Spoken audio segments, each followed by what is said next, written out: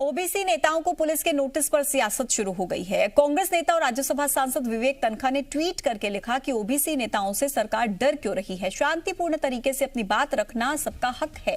ये सरकार अपने आप को ओबीसी हितैषी मानती है तो ओबीसी महासभा के नेताओं को बड़ी संख्या में नोटिस भेजकर शांतिपूर्ण कार्यक्रम से रोकने का प्रयास क्यों। सांसद विवेक तनखा ने आगे लिखा कि प्रदर्शन को दबाने की जगह ओबीसी नेताओं की तकलीफ को समझने की कोशिश कीजिए। दरअसल आपको बता दें कि ओबीसी महासभा नेता धर्मेंद्र कुशवाहा ने सीएम हाउस घेराव का ऐलान किया था। फिर इसके बाद पुलिस ने नोटिस भेजकर धर्मेंद्र कुशवाहा को तलब किया है।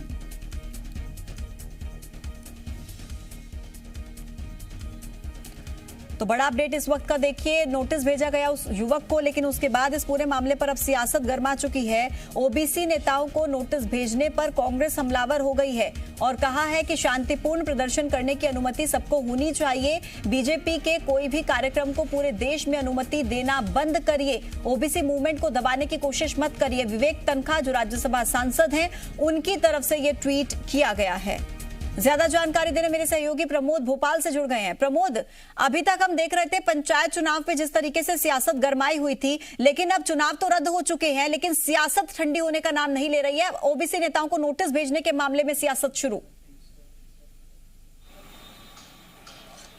देखिए, पुलिस के एक नोटिस के बाद जो सियासी पारा है वो सर्दी के मौसम में भी गर्म है। और ये जो वीडियो सामने आया है, ये धर्मेंद्र नाम बताया जा रहा है इस युवक का, जो ओबीसी महासभा से आते हैं, और उन्होंने ऐलान किया था कि 2 जनवरी को सीएम हाउस का वो घेराव करेंगे। इसके बाद टीटी नगर थाना पुलिस ने इन्हें नोटिस देकर तलब किया है और इस नोटिस पर सियासत शुरू हो गई है। कांग्रेस पार्टी के सीनियर नेता और राज्यसभा सांसद एडवोकेट विवेक तनखा ने ट्वीट करते हुए विरोध जताया है और कहा है कि ओबीसी लीडर्स से सरकार डरी हुई है। वो शांतिपूर्वक ढंग से यदि अपनी बात रखना चाहते हैं तो सरकार क्यों दबाव इस तरीके से उन पर बना रही है और उनकी आवाज़ दबाने पर तुली हुई है। देखिए, विवेक तनखा को नोटिस पर ऐतराज है और इसी नोटिस को लेकर ठंड के मौसम में सियासी पारा गर्म है और गर्म इस कदर है कि उन्होंने ओबीसी लीडर्स से सरकार को डरा हुआ बता दिया।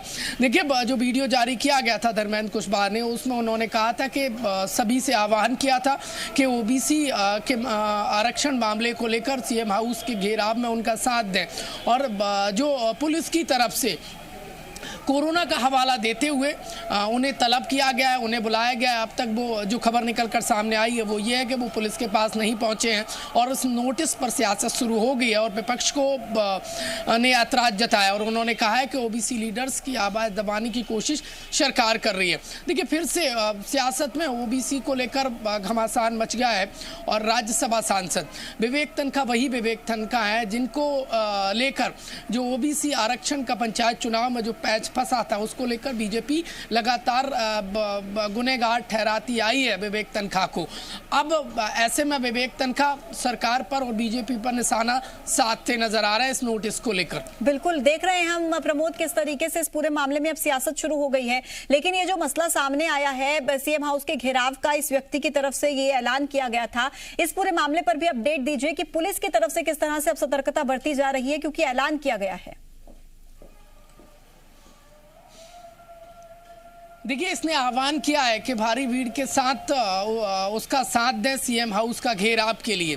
पहली बात तो ये कि घेराव शांतिपूर्ण ढंग से कैसे हो सकता है, नंबर 1, और दूसरी तरफ राज्यसभा सांसद विवेक तनखा इसको शांतिपूर्वक बता रहे हैं।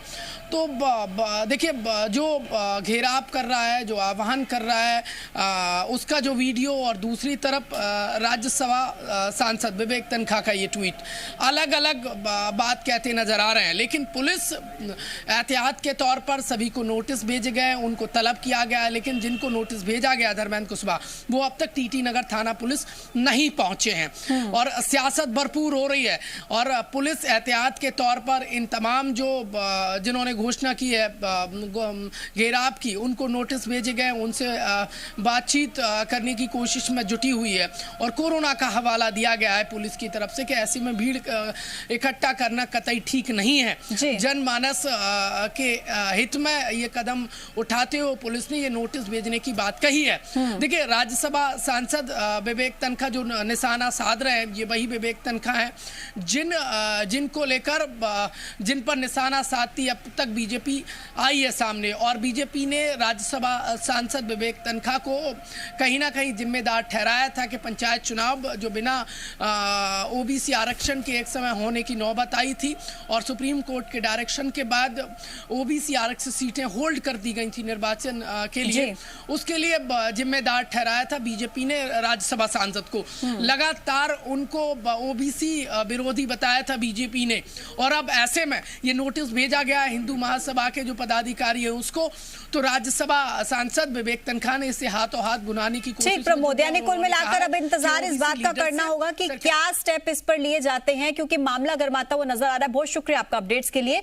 इसी बीच खबरों में बने रहने के लिए आप हमारे फेसबुक, ट्विटर, इंस्टाग्राम पेज को फॉलो कर सकते हैं और ताज़ा अपडेट्स के लिए हमारे YouTube चैनल जी मध्य प्रदेश छत्तीसगढ़ को सब्सक्राइब कर सकते हैं। बेल आइकन दबाना बिल्कुल ना भूलें।